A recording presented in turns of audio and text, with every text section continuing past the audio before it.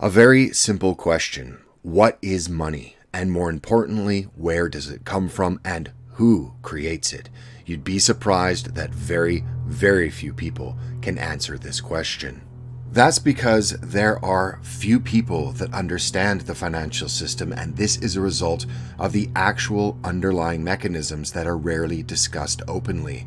There is a reason why young people are not schooled with an education that includes banking, finance, and moreover, what money is and where it comes from. So, as this is the first video of the new year and of the 2020s, I thought I would again try to distill this very, very important information into as easily digestible a presentation as possible.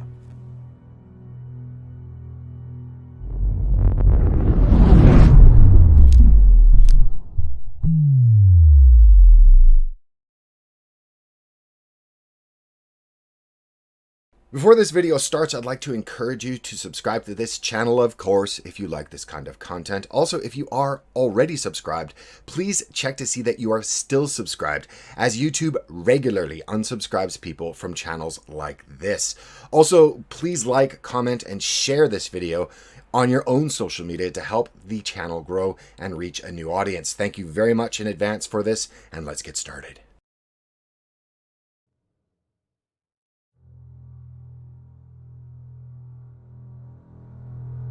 The antiquated term usury, which in today's parlance is generally understood to denote excessive interest, but its original and primary meaning was any interest at all.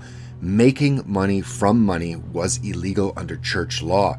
The church held it to be a grave sin, and this doctrine was upheld by the civil powers, and there were harsh penalties for those that broke the law. Put simply, what that meant was that there was a prohibition against charging interest on money lent. The church placed these restrictions on charging interest because money is not a good, it is a measure. However, since the introduction of paper money, this distinction has progressively eroded. But the reasoning went that to lend money at interest is to make money from nothing, thus transforming money into a good.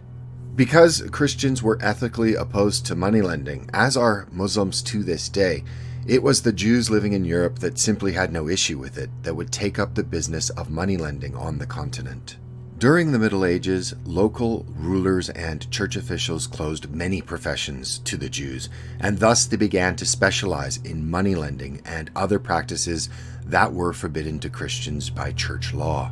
Throughout this time, peasants and aristocrat alike became indebted to Jewish moneylenders, and this, without question, helped lead to the sporadic attacks and expulsions of the Jews in countries across the continent for centuries. To be clear, Jews weren't allowed into banking or into money lending. They created it out of necessity, and in doing so were the progenitors of a system that still exists today. It began when valuables were deposited with people who owned strong boxes, who were inevitably goldsmiths and moneylenders, usually both. In a short time, these proto-bankers realized that they could make large sums of money by making loans against property that didn't belong to them, by making loans to other people at interest. This system soon made these men monstrously wealthy. Paper money, as we understand it, came into existence when moneylenders issued credit notes to depositors, who then began to trade these notes amongst themselves in commercial transactions. And here is where we almost meet the modern world, as it didn't take long for these moneylenders to realize that they could simply start creating money out of absolutely nothing. They began to issue credit notes with nothing backing them and putting them into circulation as interest-bearing debts. Through experience, they rationalized that no more than 10% of their depositors would withdraw their assets at any one given time. Thus, they could safely issue notes up to 10 times more than the gold and silver they had on deposit. And voila, modern fractional banking was born. Create money out of nothing at all, put it into circulation via interest-bearing debt that has to be repaid via labor or goods and services produced, and in time, bankers in Europe became unbelievably wealthy and in many cases took on the role as shadow rulers of nations. The establishment of the Bank of England, the model on which most modern central banks have been based, was devised by Charles Montague, 1st Earl of Halifax, in 1694, following a proposal by the banker William Paterson, a Scotsman, 3 years earlier. At the time, the Crown was essentially broke and had recently suffered a decisive defeat, and money was desperately needed to finance the ongoing war with the French. In return for the needed money, a private group of financiers led by Montague proposed that the subscribers were to be incorporated as the governor and company of the Bank of England, with long-term banking privileges, including the issue of notes. Shop was set up in the semi-autonomous city of London, and the authority to create money out of nothing at a national level and then lent it interest was handed over to a small group of private financiers that called themselves the Bank of England. In modern times, banking has become extremely sophisticated, but the underlying mechanisms remain the same.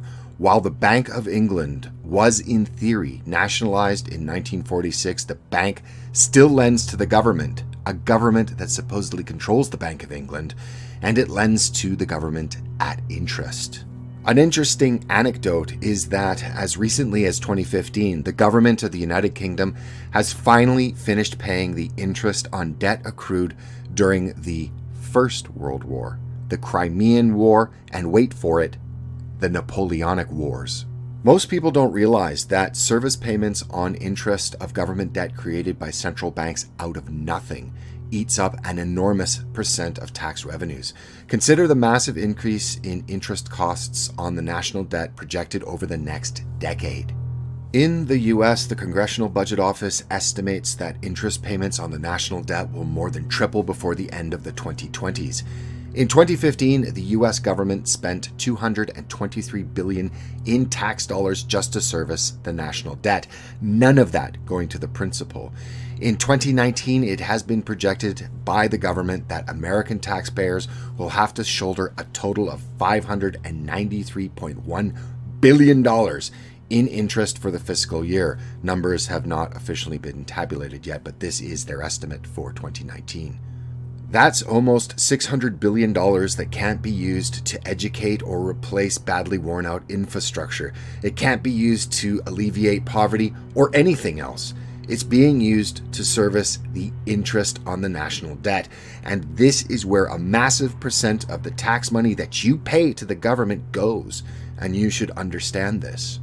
You should also understand that most of the debt-backed money that is created by private banks through the same system of fractional reserve banking that goes all the way back to the Middle Ages, well, the money created out of nothing and then lent at interest is literally the biggest global scam never talked about. Moreover, private banks are still able to privatize profits and socialize losses through taxpayer-funded subsidies and bailouts, the most obscene of recent time being the fallout from the 2008 financial crisis. Du gamla, du fria, du fjällhöga nord, du tysta, du... Hey!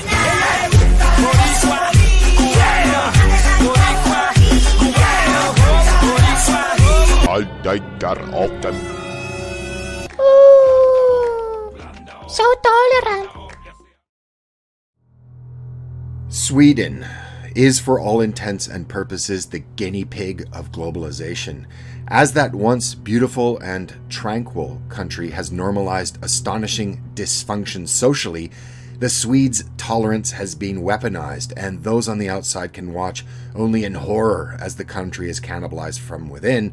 Now the country is being used to test the next level of international finance, the cashless society based around credit and debit cards for every type of commercial transaction. A cashless society would remove all barriers or even the pretense of overt control by the financial cartels, and it nails the coffin lid of debt slavery shut on much of the planet's citizens, but especially on all of those that attempt to live off the financial grid for whatever reason they so choose. And thus, It's very clear to see that using a debit card or a credit card everywhere for financial transactions is not about making things more convenient for you. It's about creating a cashless society that will give those that control the system complete control over everyone within their jurisdiction. There will be no way to skirt excessive taxation, no way to privatize your spending habits, or simply where you go and what you do. It will complete the push for the total surveillance society of every man, woman, and child. And here is the most important hot take, if you will, going forward into the 2020s. It's not the government that gains from all of this, but those that rule and fund the politicians that warm the seats of Congresses and parliaments around the world, the international banking cartels. And they have won time and time and time again over the centuries because of their ill-gotten wealth and backdoor dealings that have stayed in the shadows. This is most likely the reason for the new push by social media, including YouTube, to censor videos that are focused on cryptocurrencies. In the end, the system might allow annoyances, but it will not tolerate challenges to the system. The internet is a very powerful light to shine on this vampire-like system that brings high taxation, resource wars, and devastating poverty to billions. It's time we use it while we still can. Thank you very much for watching. If you like this kind of material, please consider subscribing. Also follow me over at BitChute, which is the world's only free speech social media platform for now. And I will see you going into 2020. Happy New Year, everyone. Bye-bye for now.